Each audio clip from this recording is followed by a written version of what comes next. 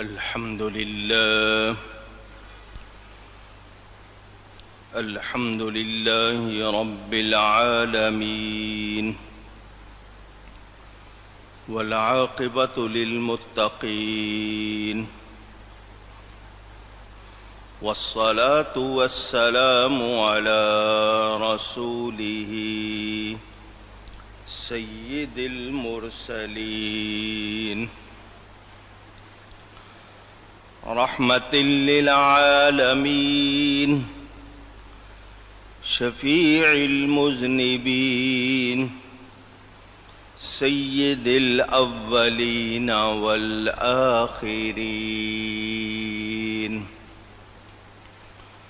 سيدنا ومولانا محمد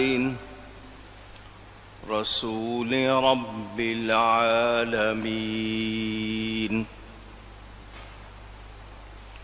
وعلى آله وصحبه أجمعين. أما بعد فأعوذ بالله من الشيطان الرجيم. بسم الله الرحمن الرحيم.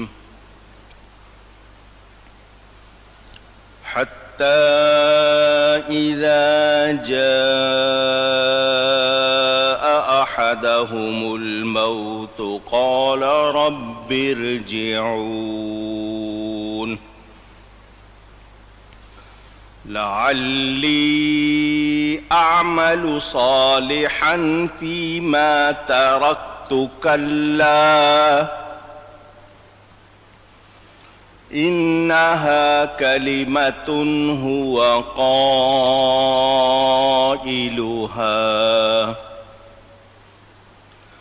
ومن ورائهم برزخ إلى يوم يبعثون. صدق الله العلي العظيم. محبت کے ساتھ ایک مرتبہ دروشی پڑھ لیجئے. اللہم صلی علی سیدنا و مولانا محمد معدن الجود والکرم وآلہ وصحبہ وبارک وسلم. الصلاة والسلام علیک یا رسول اللہ. الصلاة والسلام عليك يا حبيب الله.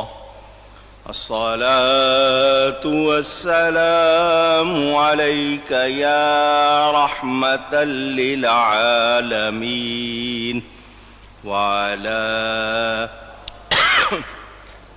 وعلى آلك وأصحابك يا شفيع المذنبين.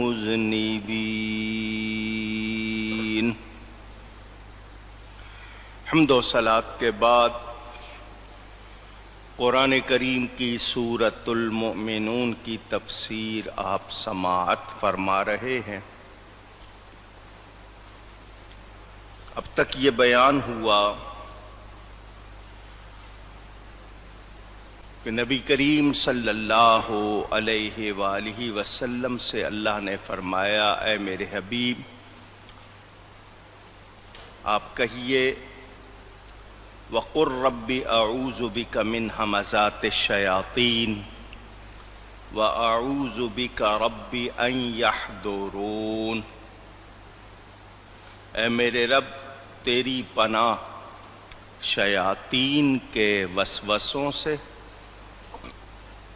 اور اے میرے رب تیری پناہ کہ وہ میرے پاس آئیں. اس حوالے سے میں نے آپ کو یہ بتایا کہ انسان کو وسوسے آتے ہیں، اچھے بھی برے بھی.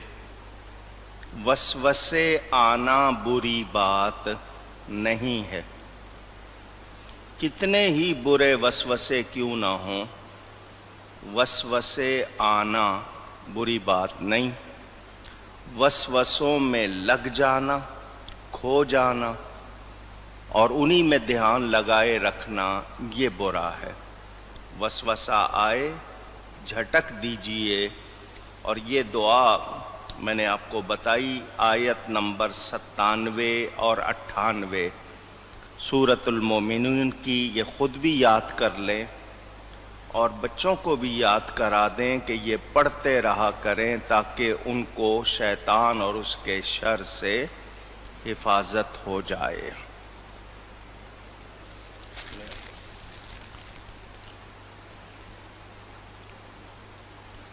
میں نے اس میں تھوڑی سی آپ کو تفصیل بھی بتائی تھی۔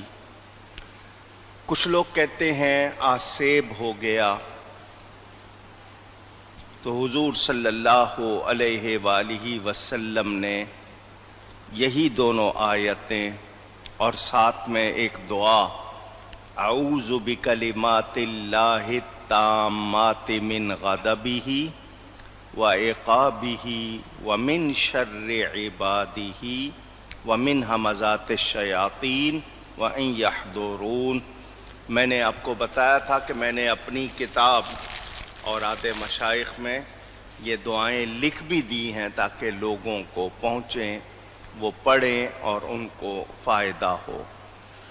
کلمات اللہ سے مراد وہ کتب آسمانی مراد ہیں جو اللہ نے انبیاء پر نازل کی، یا اللہ کی صفات جیسے عزت اور قدرت، اور انہیں التامات کیوں کہا گیا کہ ان میں نقص وغیرہ نہیں ہے۔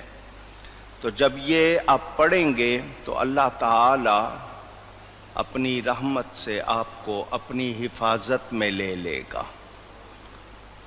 میں نے یہ بھی بتایا آپ کو، ہمیں شیطان نظر نہیں آتا اور شیطان کو اللہ تعالی نظر نہیں آتا، تو جو دشمن چھپا ہوا ہو اس سے بچنا مشکل ہوتا ہے، جو سامنے ہے وہ تو آپ کو نظر آ جاتا ہے، تو آپ اپنا کچھ نہ کچھ انتظام کر لیتے ہیں۔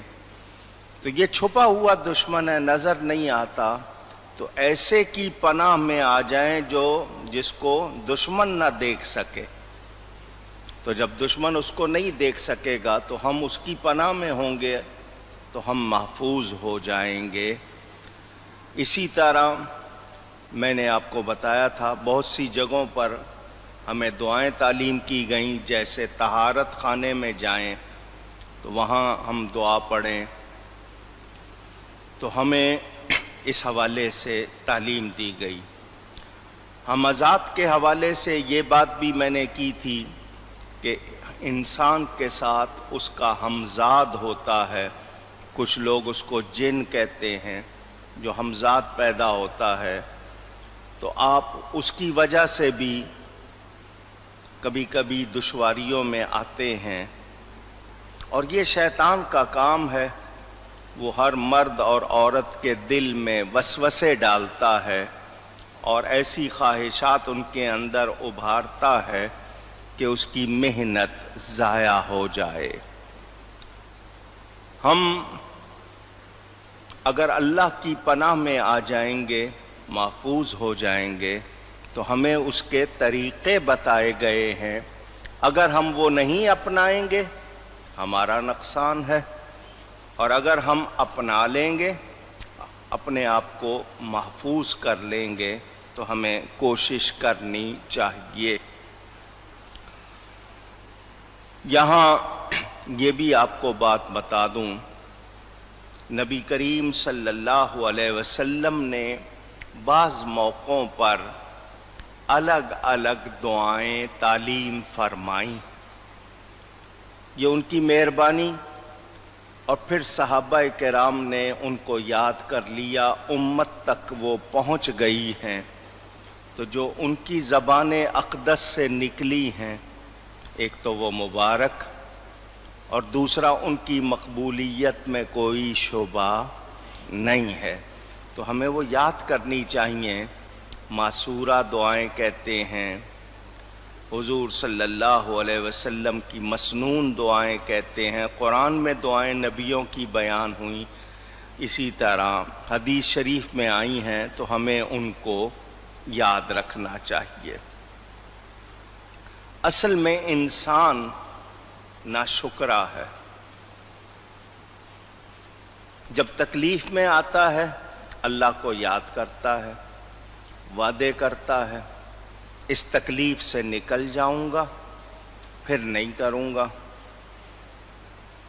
غلطی نہیں کروں گا، نافرمانی نہیں کروں گا۔ نعمت مل جاتی ہے اس کی قدر نہیں کرتا، تو اس وجہ سے اس انسان کو بہت سی مشکلات کا سامنا ہوتا ہے۔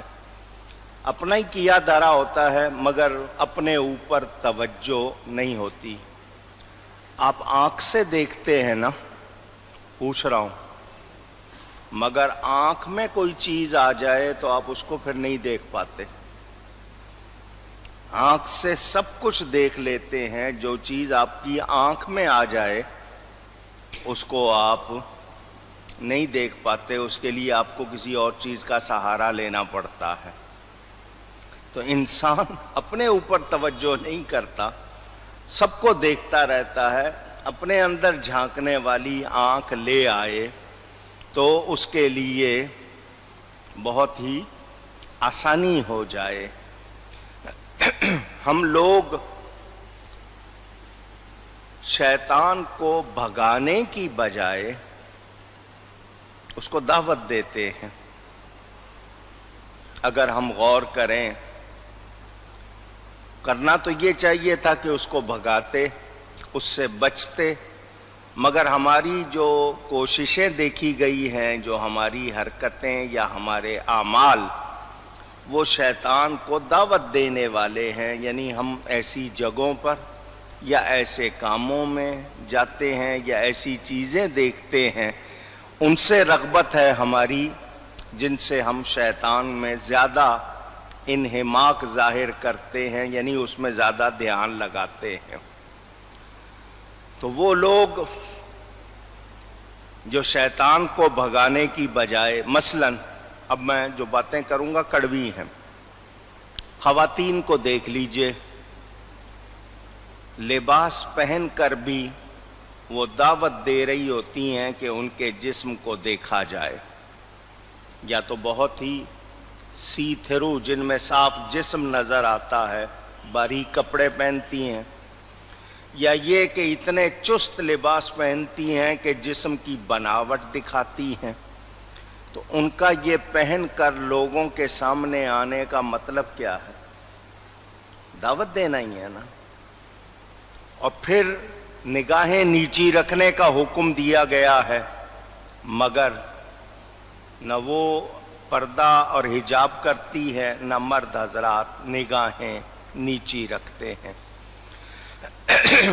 اسی طرح وہ مرد حضرات جو عورتوں کی شباہت اختیار کرتے ہیں، ایسا لباس یا ایسے بال، اب تو مردوں نے زیور بھی پہننا شروع کر دیا، اکثر ہاتھوں میں کڑے نظر آ جاتے ہیں، کانوں میں بالیاں نظر آ جاتی ہیں، طرح طرح کے یہ جو چیزیں ہم کر رہے ہیں، ان سے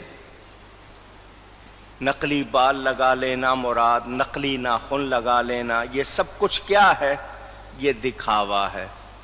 تو ایسے لوگ بہشت کی خوشبو نہیں پائیں گے، جنت کی خوشبو نہیں پائیں گے۔ وہ مرد حضرات یا عورتیں جو ایسا کرتے ہیں ان کو سوچنا چاہیے۔ بالوں کے بارے میں کئی مرتبہ وضاحت کی ہے، عورت کے بال بھی پردہ ہیں۔ شریعت یہی چاہتی ہے کہ کسی کی میلی نگاہ، غیر محرم کی نگاہ عورت کے بالوں پر بھی نہ پڑے، مگر وہ خود اپنے ہاتھوں سے کاٹ کے ان کو گندی نالی میں پھینک دے۔ ایسے بال بنوانا جوڑے ان میں دوسرے بال لگوا لینا، یہ آپ نے یہ چیزیں بھی دیکھی ہوں گی۔ یہ جو بھویں ہیں قدرت نے بنائی ہے، ان کا ڈیزائن بدلتے ہیں، ان کو باریک کرنے میں، ان کو کس طرح کرنے میں، حالانکہ وہ ایک بیماری پیدا کرتے ہیں، مگر یہ چیزیں آپ کے ہاں عام ہیں، جبکہ احادیث میں ان کے بارے میں سخت احکام بیان ہوئے ہیں۔ تھریڈنگ ہے، غیر ضروری بال جو ہوں اگر عورت کے چہرے پہ آ جاتے ہیں تو وہ اگر بیماری کی وجہ سے آئے علاج کرے، لیکن دوسرے بال بھی اتارنا اور یہ نقلی بال لگانا یا اپنے آپ کو نمائش کی چیز بنانا یہ درست نہیں۔ بناؤ سنگار عورت کا حق ہے، وہ کرے، مگر اپنے شوہر کے لیے کرے، غیروں کے لیے نہ کرے۔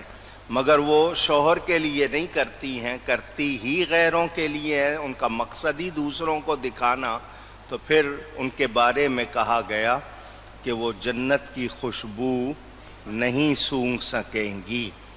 تو اس پر توجہ دینی چاہیے۔ ہمیں شیطان سے بچنا ہے، ناشکری سے بچنا ہے۔ وسوسوں کی بیماریاں خود لگا لیتے ہیں اور پھر ان میں گم ہو کر اپنے آپ کو ضائع کر دیتے ہیں، تو اس کا علاج بھی بتایا گیا، وہ علاج ہم کو کرنا چاہیے۔